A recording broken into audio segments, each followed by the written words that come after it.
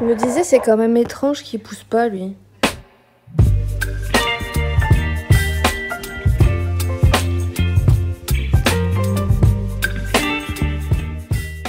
On vous retrouve ce soir. C'était pas du tout prévu.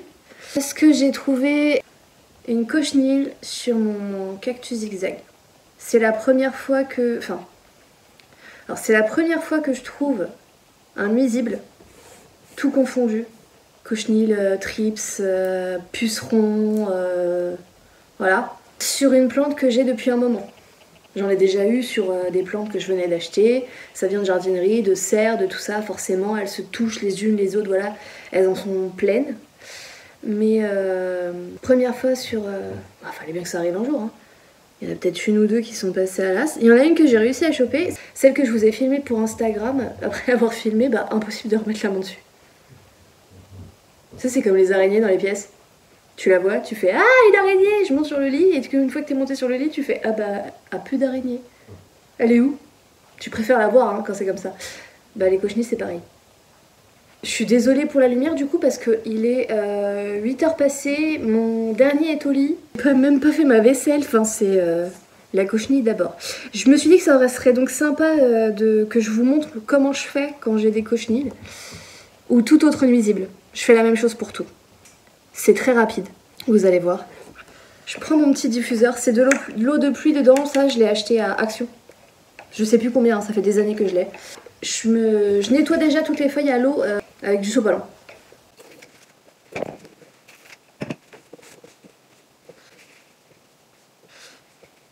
Après, cette plante-là, ça me choque pas trop qu'il y en ait eu. Parce que je l'ai pas trop arrosée vu que on est en hiver, même si elle est côté sud. Même si elle est dans ma cuisine, pièce qui est très très humide. C'est pas une plante qu'on va arroser régulièrement, disons. En tout cas, moi je fais comme ça.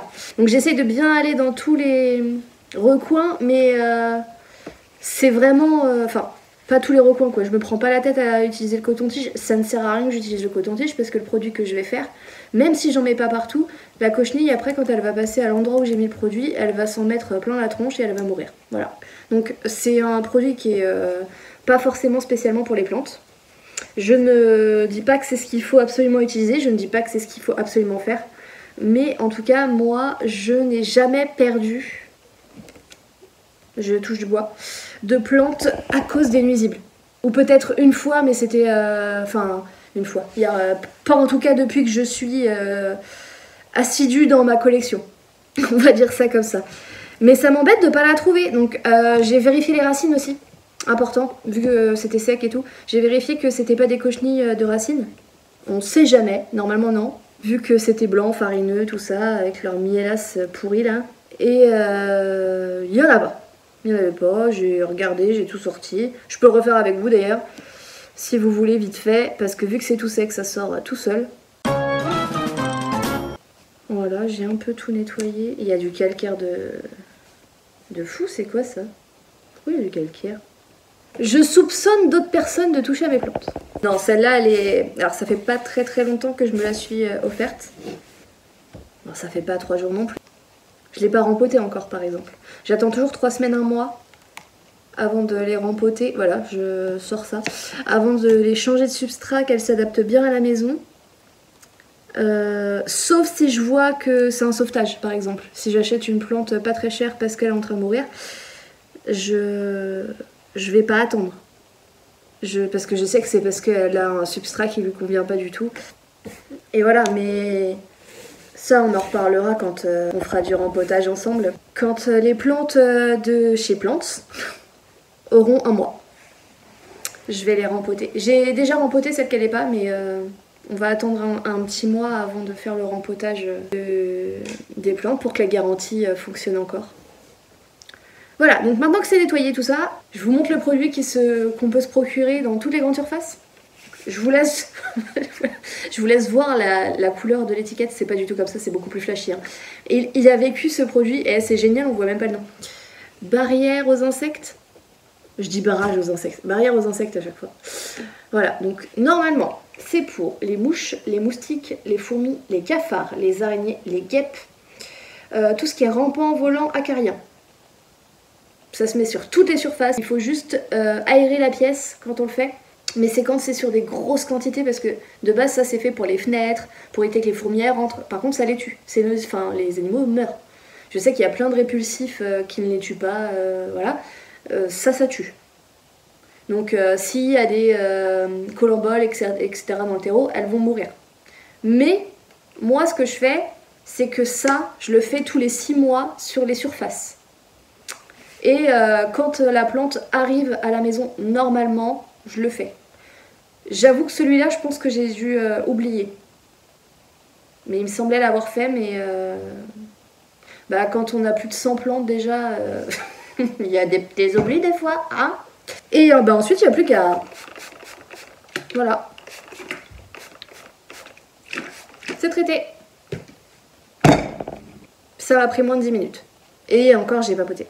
Et maintenant, je vais le laisser sécher. Je vais le remettre en place. Et je vais aller vérifier qu'il n'y en a pas ailleurs. Non. Est-ce que le produit, on a fait bouger certaines? Non. Donc ça marche aussi très bien pour les mouches de terreau. Souvent, je vois des gens qui en ont plein, et je comprends, c'est normal, c'est l'humidité, les viennent, et voilà. Moi, j'en ai pas. Je peux vous montrer, alors je devrais en avoir. Mais le fait que je mette ce produit-là sur les surfaces, pas forcément sur la plante, hein. Une fois que je l'ai mise sur la surface sous la plante, les insectes, même si c'est des moucherons de terreau, ils vont à côté, hein, sur le mur, sur le machin, ils tombent par terre après. Comme des mouches, c'est le cas de le dire. Donc non, j'en suis très contente. C'était en jardinerie qu'on m'avait dit de faire ça, si jamais. Parce que je savais qu'il était possible d'avoir des nuisibles et tout. Et c'est un monsieur de jardinerie qui m'avait dit vous prenez pas la tête, vous prenez barrière aux insectes là. Il y a 1 litre dedans.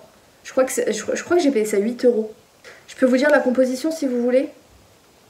Alors il y a 0,05% M/M, lambda cyalotrine micro-encapsulée, de la tétramétrine, insecticide et acaricide. Liquide prêt à l'emploi. Utilisable toute l'année. Attention, très toxique pour les organismes aquatiques. Entraîne des effets néfastes à long terme. En quelques heures et en barrière préventive pour un résultat à longue durée. 10 pulvérisations par mètre linéaire. J'arrive plus à parler. Faut mettre ça sur les lieux de passage des insectes, sur toute la surface des tapis, moquettes, matelas, textiles d'ameublement, abat-jour, les moustiquaires traditionnels. Le laisser sécher, aérer, renouveler l'application si nécessaire, ne pas pulvériser sur une surface susceptible d'être en contact avec des aliments, y compris ceux pour les animaux. Et ne pas appliquer à proximité des aquariums, sinon les poissons y cannent. Mais en tout cas, il y a à aucun moment c'est dit ne pas utiliser sur les plantes. Moi, je le fais tout le temps et tout va très bien. Donc voilà, je vous ai tout dit. C'est pas très très compliqué, hein, mais je me suis dit que vu que j'en ai quasiment jamais, autant enregistrer ça.